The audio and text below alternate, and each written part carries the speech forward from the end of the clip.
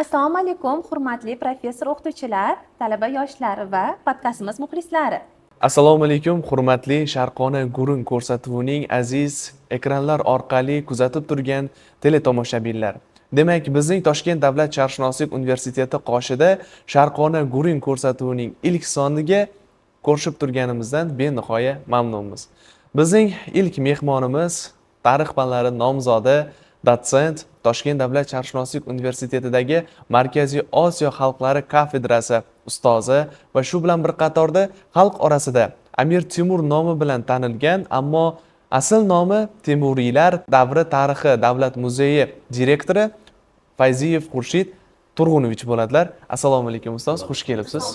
Demak, bugungi ko'rsatuvimizni bevosita boshlovchilar Xonzoda Ibragimova hamda Inoyatullayev Kamronbeklar olib boramiz.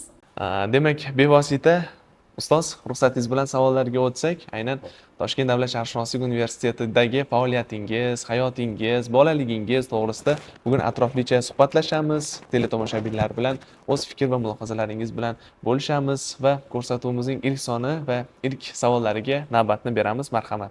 Xurshid aka, xush kelibsiz. Xush ko'rdik ko'rsatuvimizda. Demak, bolalik davrlaringizda qanday bir qiziqarli voqealar bo'lgan yoki bugungi hayotda o'z o'rningizni topishingizda, bolaligingizda qanday bir omillar sabab bo'lgan, shular haqida fikringizni bo'lishsangiz?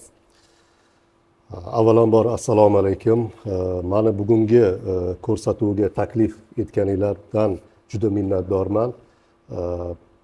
Bolalik haqida gap ketarkan, albatta buni har bir inson chuqur bir mamnuniyat bilan eslaydi.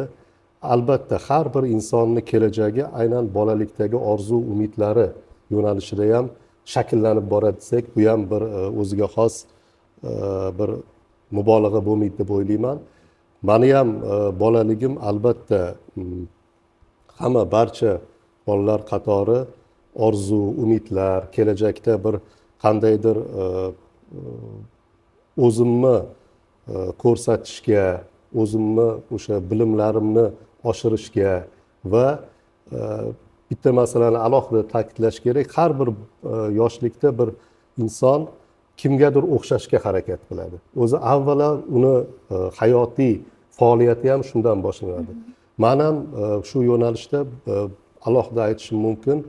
Bizni oila o'sha ziyoli oilasi bo'lganligi uchun ham avvalambor otam rahmatli Turg'un Fayziyevga o'xshashga, ular kabi bir sharqshunos olim bo'lishga juda ishtiyoqim baland edi. Chunki bu yo'nalishda ham men alohida aytishim kerak, oilamizda o'sha sharqshunoslar, tarixchilar ko'plab to'planardi va bir men ham shu suhbatlarda ishtirok etardim.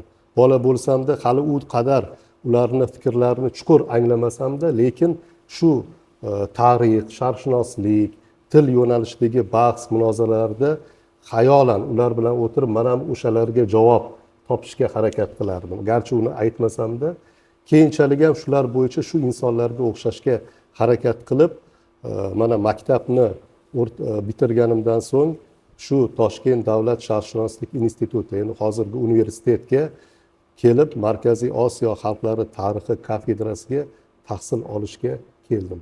Asosiy mani bundan maqsadim shu ediki, yurtimiz tarixini, Markaziy Osiyo xalqlari tarixi yo'nalishini aynan birlamchi manbalar orqali o'rganishga, tadqiq etishga qiziqish menda juda yuqori bo'ldi.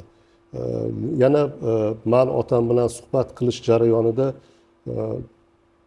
juda kuchli sharqshunos olimlarga o'xshashga, ularni faoliyatini o'rganib, o'shalar kabi kelajakda bir sharqshunoslik sohasiga, umuman xalqqa bir foydasi tegadigan inson bo'lib yetishishni orzu qilardim va hozirgi kunda o'ylaymanki, mana shu sharqshunoslik universitetiga tahsil olishga kirib, men o'zimni faoliyatimni, kelajagimni to'g'ri belgilaganligimdan o'ta mamnunman. Va Sharqshunoslik universitetida tahsil olib, bugungi kunda muvaffaqiyatga erishgan ustoz professorlar, soha mutaxassislari haqida juda ham ko'p fikrlar bildirish mumkin va bevosita aynan men chuqurlashmoqchiman. Ustoz, ruxsatingiz bilan aynan bugungi erishgan yutuqlaringiz, bugungi faoliyatlaringiz va bugungi muvaffaqiyatingizda Toshkent davlat sharqshunoslik universitetining o'rni va roli qanday bo'lgan?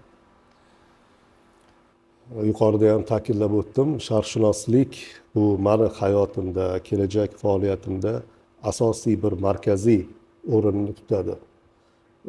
Man o'ylayman, barcha sharqshunoslikni bitirib chiqayotgan mana hozirgi kunda ham talabalar bo'lsin, boshqa bo'lsin, kelajakda o'zlarini faoliyatlarini sarhisob qilar ekanlar. Albatta, ta'lim maskani bu kelajakni belgilab beradigan bir katta bir kuch ekanligini his qiladi va shunga iymoni komil bo'ladi kelajakda.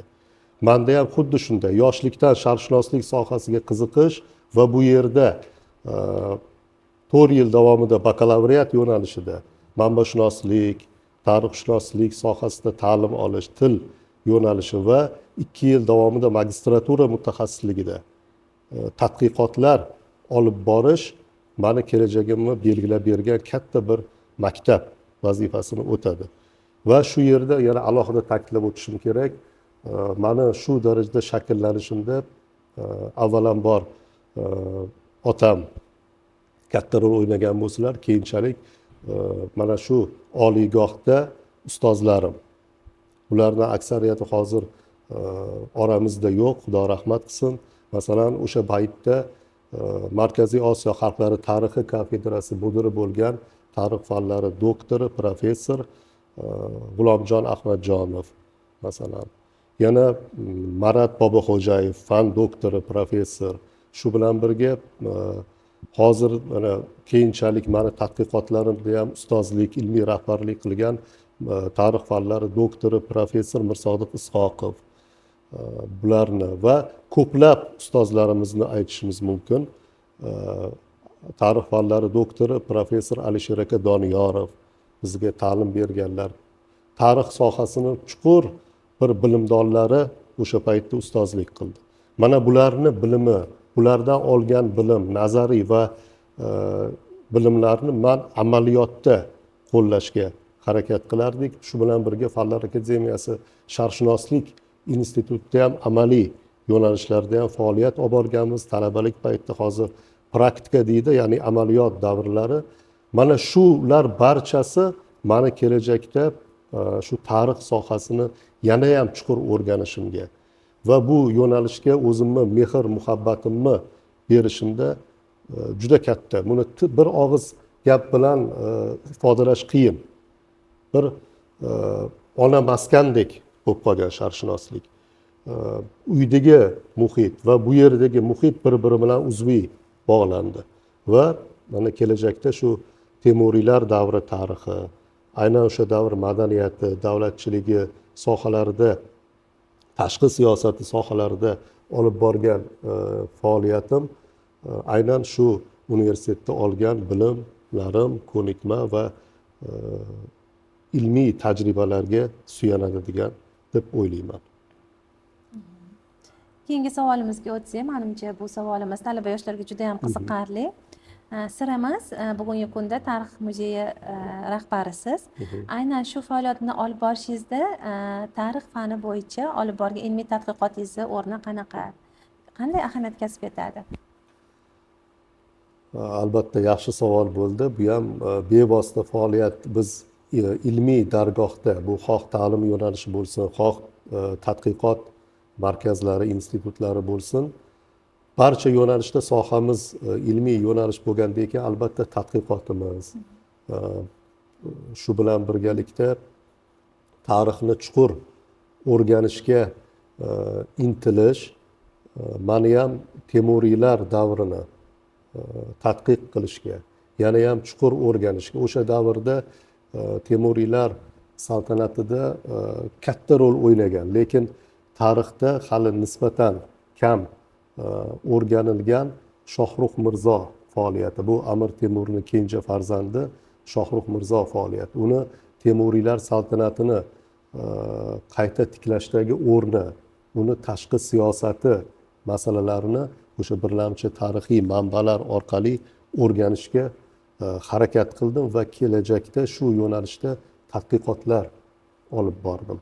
Yuqorida aytganimdek, baribir shu soha yo'nalishida ketilganda shu sharqshunoslikni o'zidayoq masalan mani tadqiqotim uzviy ketdi. Bakalavr yo'nalishida ham tanlangan mavzu aynan Shohrux Mirzo edi. Keyinchalik magistratura mutaxassisligi dissertatsiya yo'nalishida ham shu Shohrux Mirzo davri tarixini ma'lum bir yo'nalishini bo'yicha himoya qildim. Keyinchalik esa kandidatlik, ya'ni nomzodlik dissertatsiyamni o'zi ham aynan Shohrux Mirzoni keng ko'lamda ham uni ichki siyosati ham uni tashqi siyosatini o'rganishga qaratildi. E'tibor bergan bo'lsangiz, mana bu juda yaxshi bir an'ana, ya'ni jarayon hisoblanadi. Mani mavzuyim bakalavrlik davrini o'zidayoq shakllangan va shu yo'nalishda ketma-ket bosqichma-bosqich ma'lum bir talablar asosida bu himoyalar bo'lib, mana nomzodlik himoyasi dissertatsiyasiga darajasigacha shu yo'nalishda chiqildi va o'zim uchun Shohrux Mirzo faoliyati mana bakalavrda boshlangan ishim nomzodlikda yakunlangan bo'lsa, har tomonlama ochib berishga harakat qildim bu sohani. Ya'ni bosqichma-bosqich olib borildi. O'zi ilmiy tadqiqot yo'nalishi ham shunday bo'lganligi yaxshi. Talabalar yoshligidan o'zini mavzusini kelajakda agar ilmiy tadqiqot yo'nalishida davom ettiradigan bo'lsa, shunaqa tarzda belgilab olinishi kerak. Mavzuni dolzarbligidan tortib, uni kelajakda o'sha amaliy ahamiyati qanaqa bo'ladi? Nima beradi hozirgi zamonga o'sha tarixni o'rganish? Mana shu yo'nalishlarda ham belgilab olib, tadrijiy darajada rivojlantirib borish juda katta bir ilmiy yutuqlarga erishishda asosiy o'rin egallaydi deb hisoblayman. Demak, fan doktorlik mavzuyingiz ham Shohrux Mirzo sulolasi o'sha ya'ni hukmronlik davri bilan bog'liq bo'lishi mumkinmi?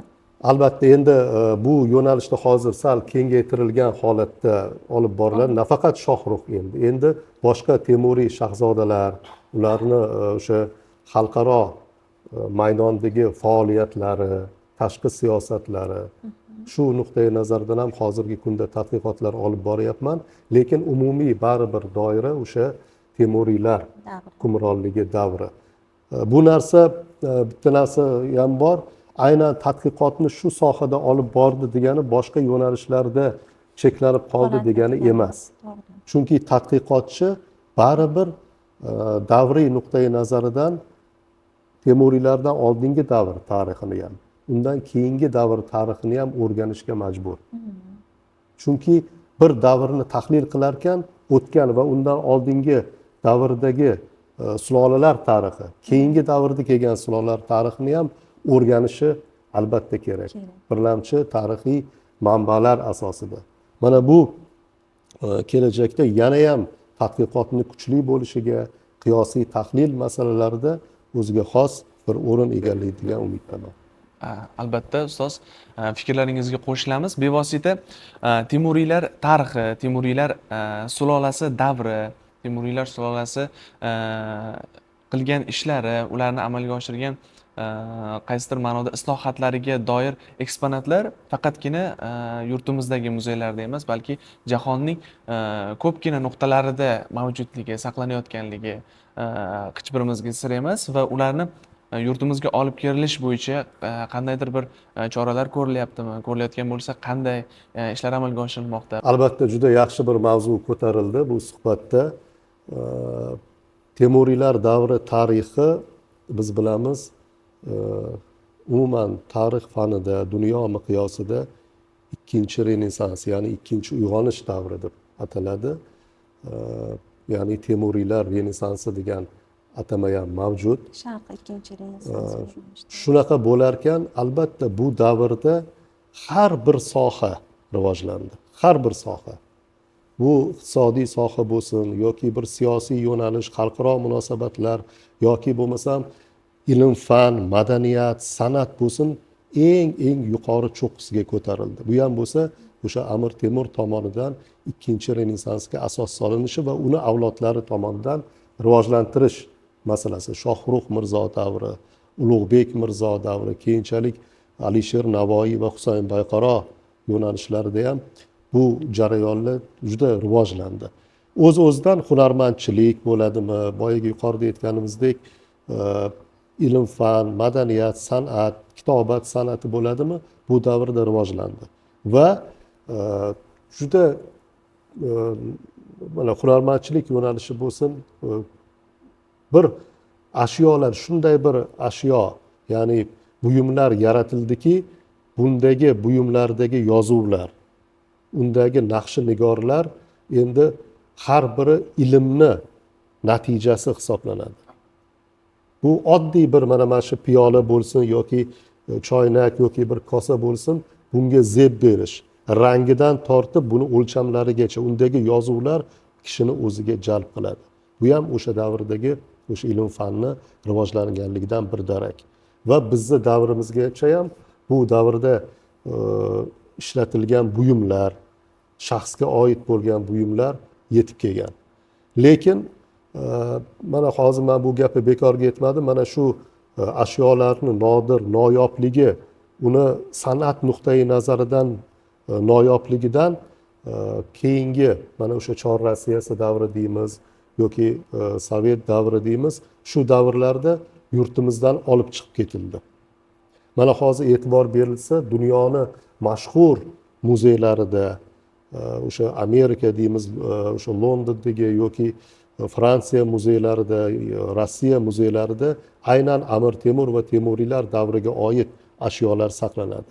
Bu kitoblar bo'lsin, boya yuqorida aytganimiz, hatto imoratlarning eshiklarigacha ko'chirib olib ketilgan, saqlanadi. Shu bizni yurtda esa mana Temuriylar tarixi davlat muzeyida ham shu davrga oid juda ko'plab ashyolar bor, mavjud. Mana borganlar ham juda yaxshi biladi, tez-tez ko'rgazmalar qilamiz. Lekin chet eldan shu davrgacha biz chet elda saqlanayotgan ashyolarni mulyajlarini yasattirib, uni ko'rgazma sifatida qo'yilgan edi. Lekin mana keyingi davrda O'zbekistonning yangi taraqqiyoti bosqichi davrida masalan muhtaram prezidentimiz tomonidan hali O'zbekiston tarixida amalga oshirilmagan bir katta bir ishga qo'l urildi. Bu ham bo'lsa, xorijdagi ashyolarimizni o'z vataniga qaytarish. Mana xabaringlar bor, O'zbekistonda Islom sivilizatsiyasi markazi tashkil etildi va bu yerda ham o'sha ikkinchi renessans, birinchi ibtido, islomdan avvalgi davr, birinchi renessans, ikkinchi renessans va hozirgi uchinchi renessans zallari, ekspozitsiyasi mavjud. Mana shu yerga chet elda saqlanayotgan O'zbekiston tarixiga oid bo'lgan ashyolar o'sha auksion uylari orqali xarid qilib olib kelindi. Mana bu ham O'zbekiston tarixida eng hali bo'lmagan jarayon. Bu juda katta tarixiy bir voqelik bo'ldi. Xususan Temuriylar davriga oid ham ashyolar O'zbekistonga qaytarildi va bu ish davom etib kelyapti. Mana bu albatta tariximizni, merosimizni, ajdodlardan qolgan merosni o'rganishda, ayniqsa yosh avlod, bugungi ilmga, tadqiqotga kirib kelayotgan avlodga juda katta bir manbaviy asos bo'ladi deb hisoblayman. O'shdagi temurshunoslikka da'vo qilmasangizda, lekin hech kimga sir emas, Temuriylar davri bo'yicha, aynan Shoh Muso hukmronligi davri bo'yicha mana himoya qilganingizni, ilmiy tadqiqot olib borganingizni aytyapsiz. Demak, keyingi savolimiz menimcha juda ham qiziqarli savol. Mana bugungi kunda ko'plab kinorejissyorlarimiz aynan Amir Temur, sohibqiron Amir Temur obraziga murojaat qilishyapti va bir qancha shu tarixiy manbalardan ma'lumotlar olib, bu narsani ekranlarga havola qilinyapti. Mana shu berilayotgan ma'lumotlar qanchalik haqiqatga yaqin? Bular tarixiy manbalarda yozilganmi, balki bir qo'lyozmalar bordir? Endi tarixiy romanlar, umuman badiiy asarlar haqida gap ketganda, shu davrgacha mana o'sha Amir Temur shaxsiyati mustaqillikdan keyin erkin o'rganila boshlandi va undan ilgari ham, hozirda ham vatanimizda va butun dunyo bo'yicha Amir Temur, Temuriylar haqida juda ko'plab badiiy asarlar yaratilgan. Lekin barchasini bu haqiqatga yaqin keladi degan xulosaga berish ham qiyin. chunki tarixiy roman yaratilarkan albatta o'z nomi bilan tarixiy, ya'ni o'sha tarixiy shaxslar faoliyati, ularni qilib o'tgan ishlari badiiy bo'yoqlarda berilarkan, tarixiy manbalardagi, ilmiy adabiyotlardagi ma'lumotlar u yerda asosiy o'rinni egallashi kerak bo'ladi. Shunda bu tarixiy roman hisoblanadi. Lekin bir tomoni bor, aytib o'tish kerak, yozuvchi u tarixchi bo'lmasligi mumkin. Lekin baribir tarixiy roman yozarkan tarixiy asarlarga murojaat qiladi. Ilmiy adabiyotlar, manbalarga murojaat qiladi. Shu bilan birga qahramon haqida, o'sha roman qahramoni haqida o'sha badiiy to'qimalar ham qilishi kerak. Chunki quruq tarixiy ma'lumot bilan bo'lsa, bu badiiy asar yoki qiziqarli oddiy insonga yetib borish masalasi qiyinlashib ketadi. Shuning uchun badiiy to'qimalar, badiiy obrazlar yaratiladi bu yerda. Lekin tarixiy faktlardan uzoqlashmagan holda olib borilsa, bu yana ham o'quvchiga ham va nima deymiz, o'zi o'sha muallifni o'zi ko'ngli to'la oladigan bir romanga, bir asarga aylanadi. Albatta ustoz, sohangizdan kelib chiqib fikr yuritadigan bo'lsak, o'zi tarix fanining o'zi bu manbashunoslik. Manbashunoslik bilan bugungi kunda shug'ullanayotgan yoshlarga, aynan manbashunoslikka kirib kelayotgan yoshlarga, o'quvchilarga, talabalarga aynan bu sohani rivojlantirish uchun, bu sohada ishlar amalga oshirish uchun aynan nimalarga e'tibor berish kerakligi bo'yicha qanday maslahatlar bergan bo'lardingiz? Bu savol ham o'ta dolzarb. Manbashunoslik yo'nalishida mutaxassislar tayyorlash, mana shu oliygoh uzoq yillardan beri manbashunos olimlarni yetishtiruvchi bir katta bir maktab vazifasini o'tab keladi. Mana hozir qancha yirik sharqshunoslarni biz tilga olamiz, ustozlarimiz boshqa har biri mana bizga o'xshab, hozirgi mana shu universitetda tahsil olayotgan talabalarga o'xshab, shu dargohda, shu partada o'tirib tahsil olgan. Va manbashunoslik yo'nalishida chuqur o'rgandi. Qo'lyozmalar, ular bilan ishlash masalasi. Mana shu sohada ham men ikki og'iz bir tavsiya berish, endi men ham bu yo'nalishda mutaxassisman, zo'r aniqaman demayman, undan yiroqman. Lekin bitta masalaga e'tibor berish kerak bo'ladi talabalar, bu ikkita yo'nalish. Biri tarix fanini chuqur o'rganish bo'lsa, ikkinchisi manbani o'rganish uchun tilni chuqur o'rganish. Chunki bizni davrimizgacha yetib kelgan manbalar, ayniqsa o'rta asr davri tarixi bo'yicha yozilgan manbalar bu o'sha turkiy tildan, ya'ni o'zbek tilida yozilgan manbalardan tashqari aksariyati arab va fors tillarida yozilgan. Shu bilan birga Xitoy tillarida va boshqa sharq xalqlari tillarida yozilgan. Lekin aksariyati arabiy, forsiy, turkiy yo'nalishda yozilgan. Shuning uchun ham soha, ya'ni tahsil olayotgan talabalar bu yerda boshqa oliygohlarni tarix fakultetida tahsil olayotgan talabalardan farqli o'laroq bu yerda tilni o'rganadi. Uni eng muhim jihati shu. Tilni o'rganish orqali qo'lyozmaga, tarixiy manbaga tushadi. Tarixiy manbani o'rgangan mutaxassis albatta tarix sohasida yetuk bir mutaxassisga aylanadi. Chunki har bir mana bizning qo'limizdagi hozir shu yerdagi kitoblar bo'lsin, ilmiy adabiyotlar bo'lsin, barchasi o'sha manbalardan olingan.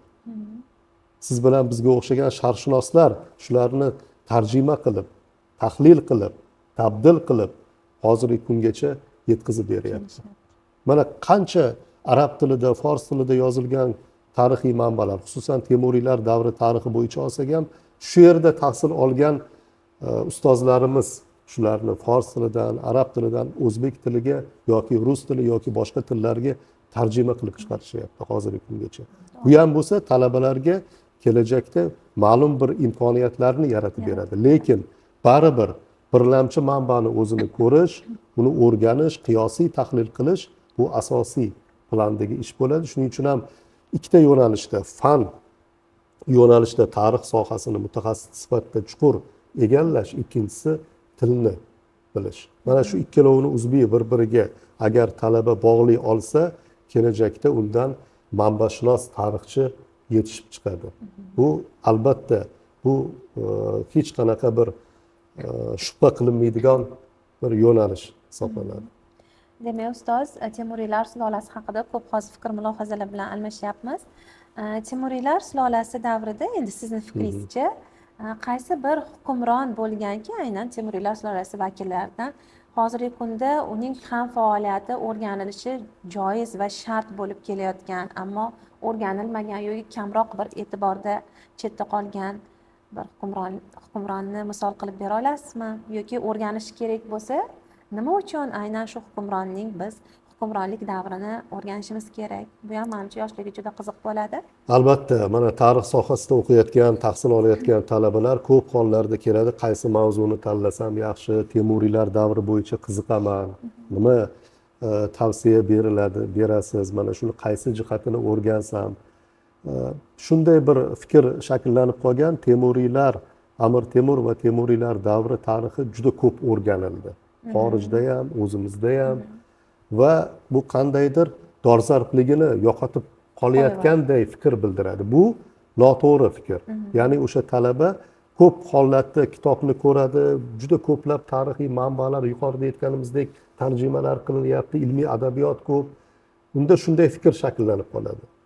Bu o'rganib bo'lindi-ku, endi qaysi jihatini o'rganish kerak? Mana qaysi shahzoda yoki bir hukmdor sifatida bo'lsa ma'lumotlar bor. Ma'lumotlar bazasi shakllangan. Aslida bu noto'g'ri qarash hisoblanadi tarix fanida.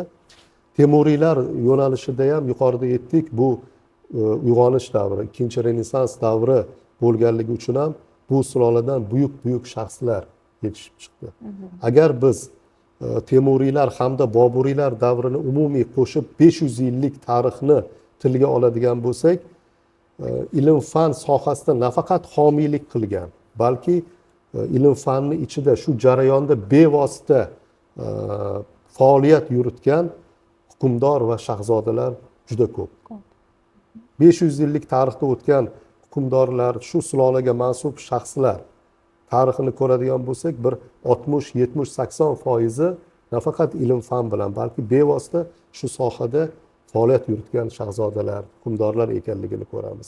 Masalan, bir misolni o'zi biz mana Temuriylar deganda Shohrux Mirzo, Ulug'bek Mirzo, Husayn Bayqaro bularning faoliyati bilan kengroq tanishganmiz. Lekin Ulug'bek Mirzoni Hirotda faoliyat olib borgan ukasi Boysung'ur Mirzo faoliyati.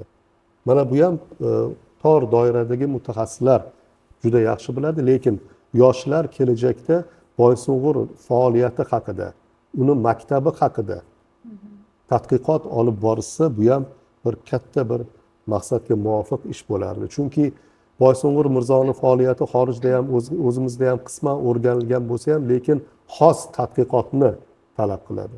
Chunki bu shahzoda garchi hukmdor bo'lmagan bo'lsa ham, yosh vafot etib ketgan bo'lsa ham, lekin Hirot tasviriy san'at maktabini yaratishda muhim ahamiyat kasb etadi bu shahzodaning faoliyati.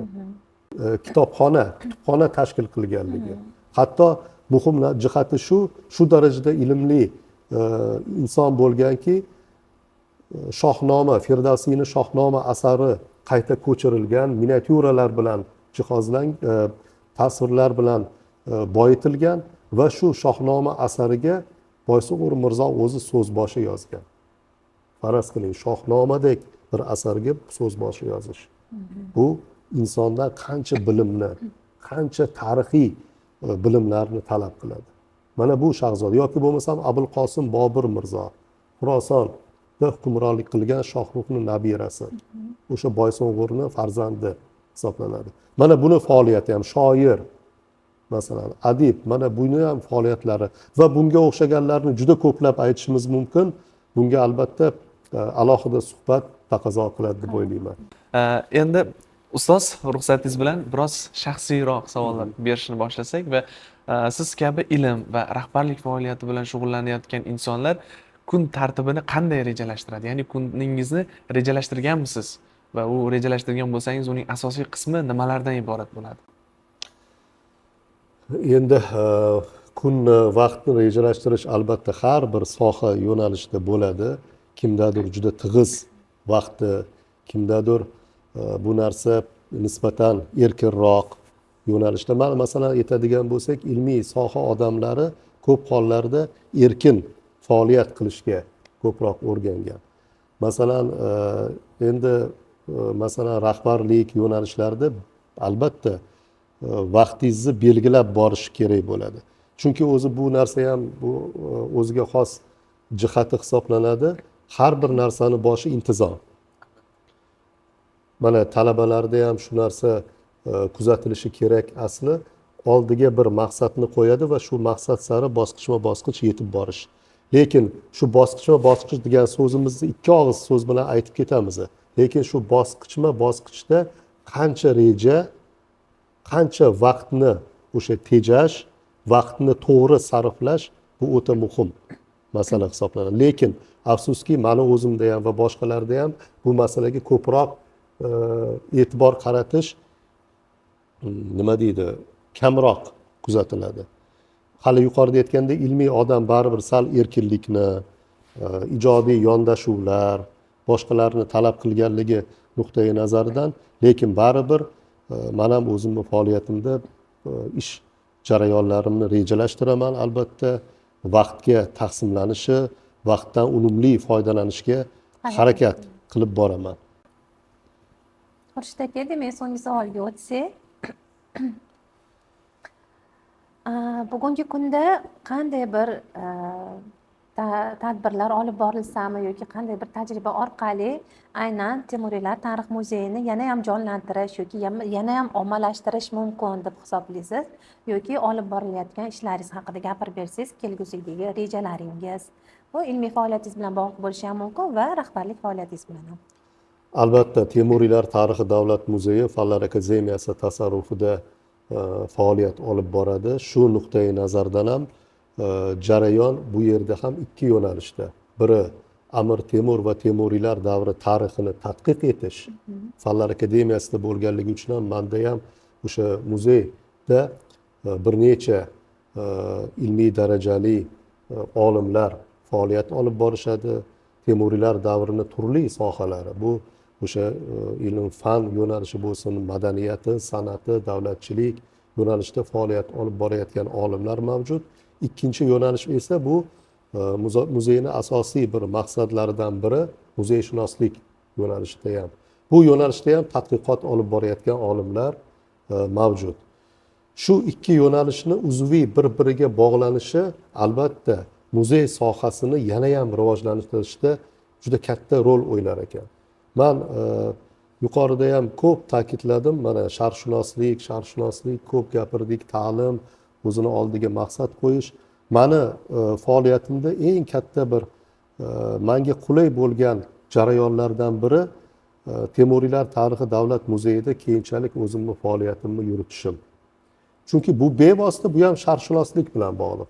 Temuriylar davri bo'larkan, albatta yana o'sha tarixiy manbalar, o'sha tarixiy ashyolar va ularni tadqiq etish, shu bilan birga endi ularni keng jamoatchilikka, yurtimiz mehmonlariga targ'ib va tashviq etish. Ajdodlarimizdan qolgan merosni har tomonlama ko'rsata bilish, ayniqsa yoshlarga buni yetkazish. Yoshlarda shu davrga bir qanaqadir qiziqishni uyg'otishda amaliy sohada ham juda katta roli bor ekan muzeyning. Va bevosita men shu sohada ham qiziqib faoliyatimni boshladim va nafaqat tadqiqotlar yo'nalishida, balki muzeyni rivojlantirish, ayniqsa bugungi kun talablaridan kelib chiqqan holda muzeyni raqamlashtirish masalalariga ham e'tibor qaratdik jamoa bilan birgalikda va 19-yildan boshlab o'sha muzeyda smart texnologiyalar, ya'ni aqlli texnologiyalarni joriy etish masalasi kun tartibiga qo'yildi va bu narsani ham boya yuqorida aytganimizdek oldimizga qo'ygan rejalar asosida bosqichma bosqich amalga oshirib kelindi. Masalan, hozirgi kunda muzeyga kirgan tomoshabin misol uchun oddiy mana shu smartfondan foydalangan holatda Bobur portreti oldiga borib shuni yo'naltirganda Bobur o'zini hayoti va faoliyati haqida 4 ta tilda o'zbek, rus, ingliz va fransuz tillarida so'zlab berishi mumkin. Masalan, bu ham qanaqadir yoshlarni o'ziga jalb qiladi. Yangi texnologiyalar orqali tariximizni yoshlarga uzatish masalasi, taqdim etish masalasi. Shu bilan birga bu ishlar keyinchalik yana davom ettirildi. Mana hozirgi kunda esa 25-yilda oktyabr, sentyabr, oktyabr oylarida bu ishlarimiz, ya'ni rejalarimiz yakunlanib, endi 60 dan ziyod eksponatni, ekspozitsiyada turgan eksponatni o'sha 3D ko'rinishlari shakllandi. Bu ham bo'lsa QR kodlar orqali masalan o'sha smartfon, telefon yo'naltirilganda vitrinada turgan mana shu ashyo bir tomondan ko'rilsa, endi bu moslama orqali uni turli tomonlaridan katta kichik qilgan holda undagi yozuvlar, undagi naqshlarni bemalol ko'rishi mumkin va u haqidagi qisqacha ma'lumotni ham 3 ta tilda olish imkoniyatiga ega bo'ldi. 60 ta ashyo va shu bilan birga elektron gidlar, ya'ni ekskursiovodlar ham bor, ma'lum bir nuqtalarga belgilangan. Bular ham o'sha umumiy ekspozitsiya haqida, ashyolar haqida, masalan Amir Temur davri tangalari. Shu tangalar haqida to'lig'icha ma'lumotlarni beradi. Tilni tanlanadi va o'sha tilda o'sha haqida kengroq ma'lumot olish mumkin bo'ladi. Mana shunday va ilmiy yo'nalishda ham aytishimiz mumkin, har yili Amir Temur tavallud sanasi yo'nalishida xalqaro konferensiyalar o'tkaziladi. Butun dunyodan o'sha temurshunos olimlar jalb qilinadi, ularni ma'ruzalari eshitiladi va ya'ni ilm bilan ta'limni uzviy, bir fan bilan ta'limni uzviy integratsiyasi yo'nalishida ham bizni muzeyda Sharqshunoslik universitetini Markaziy Osiyo xalqlari tarixi kafedrasini filiali tashkil etilgan. Bu filialda masalan bizga shu universitetda tahsil olayotgan talabalarning amaliyotlari o'tiladi va ba'zi bir himoyalar ham o'tiladi. Bu himoyalarning muzeyda bo'lishi Markaziy Osiyo xalqlari tarixi yo'nalishini bitirib chiqayotgan o'sha magistratura yo'nalishida tahsil olgan talabalarni himoyalarni muzeyda bo'lishini ham o'ziga xos ahamiyati bor. Masalan, bu yerda ham o'tkazilganda turli tashkilotlardan ham chaqiriladi olimlar. Lekin muzeyda aynan Temuriylar davriga oid mavzu himoya qilinarkan, akademiya qoshida muzeyda faoliyat yuritayotgan olimlar ishtirokida himoya qilinishi ham o'ziga xos bir o'sha himoyachini kelgusidagi faoliyatlarida bir o'ziga xos o'rin tutadi degan niyatda mana shu ishlarni ham amalga oshirib, bevosita fan va ta'lim integratsiyasi yo'nalishida ham o'zimiz ishimizni davom ettirib kelyapmiz hozir. Ustoz, yaqin daqiqalar ichida bizga ajratgan vaqtingiz, savollarimizga bir-biridan qiziq va ma'lumot va bilim bo'lib asos sifatida xizmat qiluvchi bergan bilimlaringiz uchun alohida tashakkur izhor etmoqchimiz va ko'rsatuvimiz so'ngida yoshlarga, aynan mana shu manbashunoslikda, umuman tarix yo'nalishida ilmiy ish qilib kelayotgan, izlanayotgan talabalarga va barcha ko'rsatuvimiz ixlosmandlariga tilaklaringiz. Avvalambor barcha yoshlarni, umuman mana shu butun xalqimizni kirib kelayotgan yangi 2026-yil bilan muborakbod etaman. Barchamizga bu yil, xususan talabalar uchun ham omadli kelsin. Xuddi 2025-yilda qancha bir yutuqlarga erishilgan bo'lsa, 26-yilda yanada yuqori bir cho'qqilarni zabt etish nasib qilsin. Shu bilan birga talabalarga o'qishlarida, faoliyatlarida muvaffaqiyatlar tilab qolaman va bir narsani alohida aytishim kerak bo'ladi. Ta'lim jarayonida o'zlarini oldilariga bir buyuk, katta marralarni, maqsadlarni qo'yishsin va shu maqsad sari doimiy ravishda intilib borishsin. Chunki maqsad qo'yilarkan shunga qarab intilish va albatta kelajakda taqdirni o'zi ham shunga yo'naltirib boraveradi. chunki maqsadsiz hech narsaga erishish mumkin emas. O'qishga kirishdan maqsad nima bo'lsa, o'qishni bitirib faoliyatini davom ettirishda ham katta marralarni o'zini oldiga qo'yish kerak. Tadqiqot yo'nalishlarida ham hozirgi belgilab olayotgan mavzularini ustozlari bilan jiddiy tarzda muhokama qilib olish kerakki, kelgusidagi tadqiqotlarda tanlab olingan mavzu bir tamal toshi sifatida ko'rilishi kerak. Va bu yo'nalishda ham mana tadqiqotlarida, o'qishlarida muvaffaqiyatlar tilab qolaman. Barchaga tinchlik, xotirjamlik va kelgusi yil yanada barakali yil bo'lishi va universitet rahbariyatiga ham, shu jumladan professor o'qituvchilariga o'zimni minnatdorchiligimni bildirib qolaman va sharqshunoslikni rivojlantirishda qo'shib kelayotgan ulkan hissalarida sharafli, shu bilan birga qiyin faoliyatlarida ham omadlar tilab qolaman. Nima uchun qiyin va sharafli? Chunki bir sharqshunosni tarbiyalab yetkazishni o'zi bo'lmaydi. Bu qiyin jarayon ustozlar uchun, lekin sharafli jarayon. Shu talabalarni kelgusidagi yutuqlarini ko'rish, bu albatta har bir ustoz uchun, har bir shu universitet jamoasi uchun katta bir baxt deb o'ylayman. Rahmat. Ustoz, demak qiziqarli va maroqli Sharqona gurung ko'rsatuvidagi suhbatingiz uchun ming tashakkur etib qolamiz. Rahmat. Va sizni kelgusidagi rahbarlik faoliyatingiz va pedagogik faoliyatingizda ulkan omadlar, yana bundan ham ko'proq o'sha oldingizga qo'ygan maqsadlaringizga, marralaringizga erishishingizni tilab qolamiz. Rahmat. Sog' bo'linglar. Salomat bo'ling. Eslatib o'tamiz, Sharqona gurung ko'rsatuvining ilk mehmoni tarix fanlari nomzodi, dotsent, Temuriylar tarixi Davlat muzeyi direktori ustozimiz Fayziyev Xurshid Turg'unovich bo'ldilar. Rahmat. Keyingi ko'rsatuvlarimizda ko'rishguncha xayr, sog' va salomat bo'ling. Ko'rsatuvdan uzoqlashmanglar.